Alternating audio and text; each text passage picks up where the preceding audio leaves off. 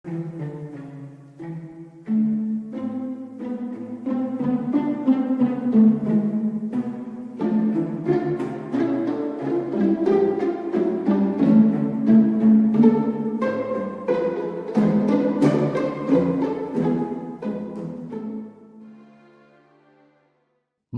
sebuah negara baru lahir sebatang kara di tengah ancaman yang ingin menghapus dari dunia. Tidak punya modal, tidak punya tempat bernaung yang aman. Lalu tiba-tiba ada sebuah kerajaan kuno yang gagah berani mengulurkan tangan, menyerahkan seluruh harta, bahkan tahta dan wilayahnya demi sebuah cita-cita yang dinamai dengan kemerdekaan. Halo teman-teman semua, selamat datang kembali di channel ini. Kalau kita bicara sejarah kemerdekaan Indonesia, seringkali kita membicarakan tentang proklamasi, Soekarno-Hatta, atau tentang perjuangan di tanah Nusantara. Ya, itu semua juga penting. Tapi ada satu daerah yang perannya begitu fundamental dan sangat krusial. Dan mungkin kita bisa bilang tanpa Yogyakarta, cerita ini bisa sangat berbeda. Kali ini kita akan bahas tuntas bagaimana Yogyakarta dengan segala keistimewaannya menjadi jantung, modal, dan benteng pertahanan kemerdekaan Indonesia. Di masa sulit, kita akan telusuri peran luar biasa dari Sultan Hamengkubuwono IX dan juga seluruh rakyatnya.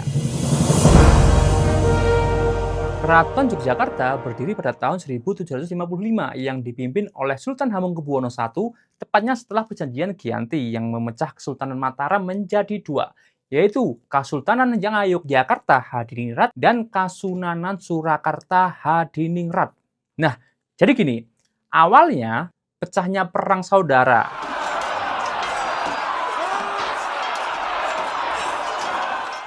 Itulah alasan paling sentral dari perjanjian Giyanti. Singkatnya, perjanjian ini dibuat untuk mengakhiri perselisihan berdarah yang timbul akibat perebutan kekuasaan di Kasultanan Mataram Islam. Bayangin aja nih, Kasultanan Mataram di abad ke-18 itu lagi carut-marut. Ada perebutan tahta antara Sunan Pakubuwono III yang didukung oleh VOC Belanda pada saat itu dengan pamannya sendiri, Pangeran Mangkubumi. Pangeran Mangkubumi ini nggak terima dong dengan campur tangan VOC yang makin menjadi-jadi nggak terkontrol dan merasa punya hak atas tahtanya. Perang saudara pun pecah, melibatkan banyak pihak dan menelan banyak korban. VOC yang awalnya mendukung salah satu pihak lama-lama pusing juga karena perang ini nggak ada habisnya. Dan tentunya bikin rugi dong, ekonomi kacau dan VOC pun jadi makin banyak mengeluarkan biaya untuk perang. VOC juga mikir, Pangeran Mangkubumi ini bukan lawan sembarangan. Beliau adalah pemimpin yang karismatik dan punya banyak pengikut setia. Perjuangannya yang gigih bikin VOC mikir dua kali. Mereka sadar perang ini nggak akan selesai kalau Mangkubumi nggak diajak damai. Akhirnya, VOC menyadari satu hal. Cara terbaik untuk mengakhiri kekacauan ini adalah dengan memecah Kasultanan Mataram menjadi dua. Ini ibarat membagi sebuah kue yang dipotong jadi dua agar semuanya dapat bagian dan tidak ada yang merasa iri. Jadi, win-win solution nih. Dengan adanya perjanjian Giyanti ini, diharapkan tidak ada lagi pertumpahan darah dan semua pihak bisa melanjutkan hidup dengan damai. Lewat perjanjian Giyanti yang ditandatangani pada 13 Februari 1755 di Dukuh Giyanti, Desa Jatiharjo, Karanganyar, Jawa Tengah. Kasultanan Mataram resmi dibagi menjadi dua. Yang pertama, Kasunanan Surakarta Hadiningrat dengan Pakubuwono III sebagai rajanya. Yang kedua, Kasultanan Ngayogyakarta Hadiningrat dengan Pangeran Mangkubumi yang kemudian bergelar Sultan Hamengkubuwono I sebagai rajanya. Setelah proklamasi 17 Agustus 1945, euforia kemerdekaan ini melanda seluruh Nusantara. Tapi jangan salah, ancaman besar sudah menanti pihak sekutu, terutama Belanda yang ingin kembali berkuasa, mulai datang. Situasi di Jakarta sebagai ibu kota republik yang baru pada saat itu menjadi sangat tidak kondusif. Agresi militer Belanda mulai terlihat di seluruh penjuru. Tekanan politik dan militer juga tak kalah kuat. Karena tekanan dari pihak Belanda membuat pemerintah Republik Indonesia yang baru berdiri seumur jagung terjepit. Mereka sangat membutuhkan tempat yang aman. stabil, dan menjadi basis perjuangan jangka panjang. Mereka juga butuh modal tentunya, butuh dukungan yang nyata, bukan hanya janji semata. Dan inilah momen krusialnya. Disinilah sebuah cahaya terang datang dari selatan Jawa, yaitu Yogyakarta. Mari kita rinci satu persatu sumbangan luar biasa dari Yogyakarta. Yang pertama, pengakuan awal dan penyerahan kedaulatan. Kurang dari sebulan setelah proklamasi pada 5 September 1945, Sri Sultan Hamengkubuwono IX dan Sri Paku Alam VIII mengeluarkan amanat yang paling bersejarah. Mereka menyatakan bahwa Kesultanan Ngayogyakarta dan Kadipaten Pakualam adalah bagian yang tak terpisahkan dari Republik Indonesia. Ini bukan sekedar dukungan biasa, tapi inilah penyerahan kedaulatan sebuah kerajaan kuno kepada negara republik yang baru lahir. Bayangkan, raja yang dicintai rakyatnya memilih untuk meleburkan kerajaannya demi mewujudkan sebuah bangsa yang lebih besar. Dan inilah memberikan legitimasi luar biasa bagi RI di mata dunia. Karena bergabungnya kerajaan membuat bobot untuk Indonesia diakui ini menjadi lebih besar. Dari yang awalnya segini menjadi segini. Ya, kira-kira begitu sih. Karena bergabungnya kerajaan, karena pada saat itu Kesultanan Yogyakarta berdasarkan hukum merupakan vassal state. Artinya, memiliki kedudukan yang sejajar dengan pemerintah Hindia Belanda.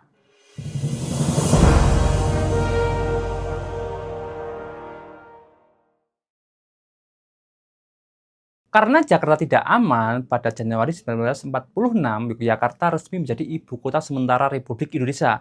Ini bukan hanya perpindahan fisik. Selama hampir 4 tahun, seluruh roda pemerintahan, diplomasi, dan militer berpusat di sini. Keraton menyediakan semua fasilitasnya, seperti kantor, tempat tinggal para pemimpin, bahkan barak tentara. Ini dia bagian yang sering membuat kita tercengang di tengah minimnya kas negara. Sri Sultan Hamengkubuwono IX mengeluarkan kebijakan yang sangat luar biasa. Bahkan kalau itu terjadi pada saat ini ya, di mana medsos dan berita sudah gempar menyebar mungkin akan viral. Beliau mengizinkan penggunaan kas keraton dan kekayaan pribadi beliau untuk membiayai operasionalnya. Bayangin, mulai dari gaji presiden dan stafnya, baik itu menteri, tentara, dan lain-lain, itu digaji oleh keraton. Dan juga keraton memberikan fasilitas untuk menunjang operasional negara. Pokoknya keraton menjamin semua pemerintahan berjalan lancar dan aman selama di Yogyakarta. Meskipun Yogyakarta menjadi pusat perjuangan yang heroik, operasional negara membutuhkan biaya yang sangat besar. Kondisi ekonomi saat itu sangatlah sulit. Negara baru ini belum memiliki sistem pendapatan yang stabil, sementara kebutuhan untuk membiayai perjuangan militer, diplomasi, dan administrasi sangat banyak. Pemerintah di Yogyakarta mengupayakan berbagai cara untuk membiayai operasional tersebut, termasuk dari bantuan rakyat. Masyarakat secara sukarela memberikan sumbangan dalam bentuk apapun, baik itu uang maupun barang, karena hal itu dirasa belum cukup. Akhirnya, pemerintah mengeluarkan obligasi Republik Indonesia untuk mengumpulkan dana. Lalu, apa itu ORI? Yaitu uang Republik Indonesia. Apa alasan ORI diluncurkan? Pada saat itu, terdapat berbagai jenis mata uang yang beredar di masyarakat, seperti mata uang Hindia Belanda, mata uang Jepang, dan mata uang yang dikeluarkan oleh bank-bank tertentu. Kondisi ini menyebabkan kekacauan moneter dan inflasi yang parah.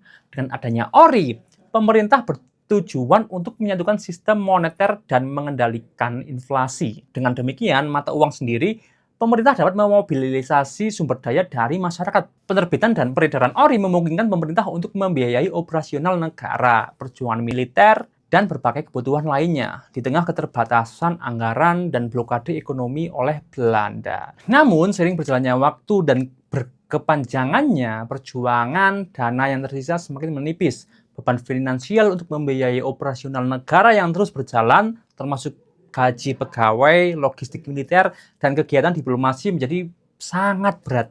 Pada akhirnya, pemerintah Republik Indonesia menghadapi kenyataan bahwa Yogyakarta tidak lagi mampu membiayai operasional negara secara berkelanjutan.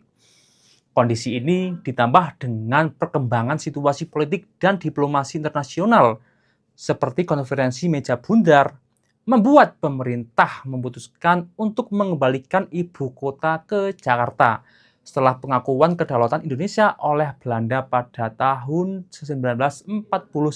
Sikap Sri Sultan Hamengkubuwono IX terhadap keputusan pengembalian ibu kota ke Jakarta adalah sikap seorang negarawan yang sangat loyal dan tentunya legowo.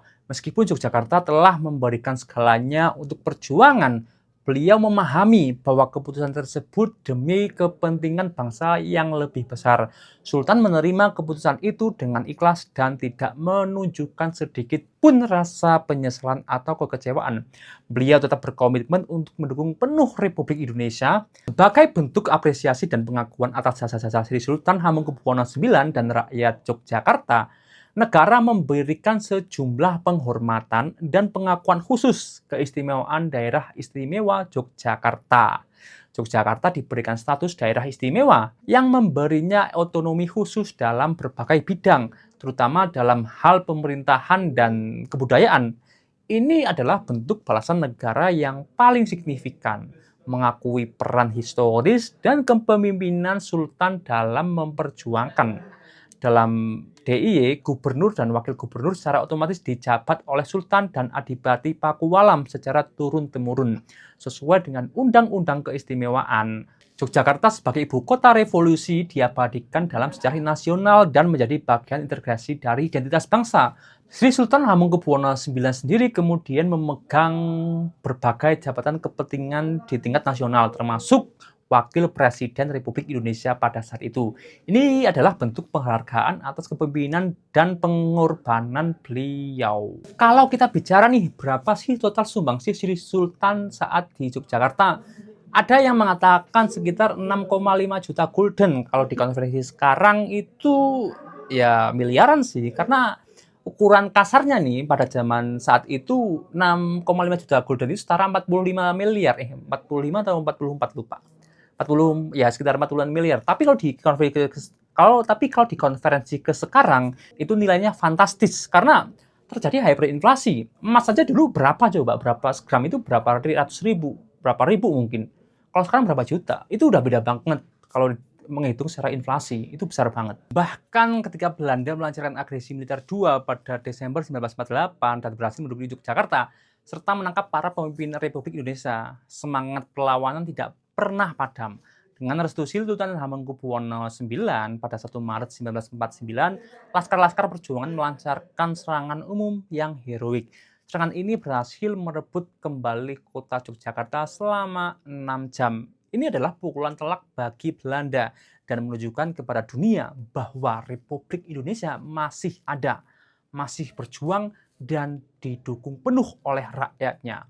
Dampak diplomatiknya sangat besar, mempercepat tekanan internasional terhadap Belanda untuk mengakui kemerdekaan Indonesia pada saat itu. Peran Yogyakarta ini bukan hanya heroik, tapi juga menjadi salah satu solusi kunci yang membawa Indonesia menuju kemerdekaan. Dukungan politik, finansial, dan militer dari Yogyakarta memperkuat posisi tawar Indonesia di kancah internasional. Bukti adanya republik yang berfungsi di Yogyakarta, adanya perlawanan rakyat yang masif seperti serangan umum 1 Maret, semua itu menjadi amunisi kuat bagi delegasi Indonesia di meja perundingan konferensi meja bundar. Dunia akhirnya melihat bahwa Belanda tidak bisa begitu saja menyingkirkan Republik Indonesia. Pada akhirnya, Belanda terpaksa mengakui kedaulatan Republik Indonesia sepenuhnya pada 27 Desember 1949. Jadi, bisa kita simpulkan bahwa Yogyakarta bukan sekedar kota, melainkan jantung kemerdekaan Indonesia. Tanpa pengorbanan Sri Sultan Hamengkubuwono IX yang luar biasa, tanpa dukungan penuh dari keraton dan seluruh rakyatnya, perjalanan bangsa ini mungkin akan sangat berbeda. Yogyakarta telah membuktikan bahwa keistimewaan bukan hanya tentang status, tapi tentang sejarah dan pengorbanan kepimpinan yang visioner dan kesetiaan tak tergoyahkan pada negara. Ini adalah kisah tentang sebuah daerah yang dengan keikhlasan memberikan segalanya untuk sebuah bangsa yang baru lahir. Sebuah pelajaran berharga tentang patriotisme sejati, kita harus selalu mengingat dan menghargai peran besar Yogyakarta ini. Oh iya, ada lagi yang tak kalah istimewa. Ternyata orang non-pribumi tidak bisa memiliki tanah di Jogja loh. Tapi apakah bisa mendirikan usaha di Jogja? Bisa, karena yang berfungsi di Jogja mereka hanya bisa memiliki tanah dengan status hak guna bangunan atau HGB atau hak guna usaha atau HGU. Hak-hak ini memiliki batasan waktu dan dapat diperpanjang, namun bukan kepemilikan mutlak seperti hak milik. Gitu deh teman-teman. Ya, semoga video ini menambah wawasan dan rasa cinta kita kepada sejarah Nusantara sendiri. Jangan lupa like, subscribe, komen, dan share ke teman kalian agar lebih tahu tentang sejarah. Jika ada salah kata atau tutur kata yang kurang berkenan dan juga ada hal yang perlu diluruskan, bisa tulis di kolom komentar ya. Sampai jumpa di konten selanjutnya. Terima kasih.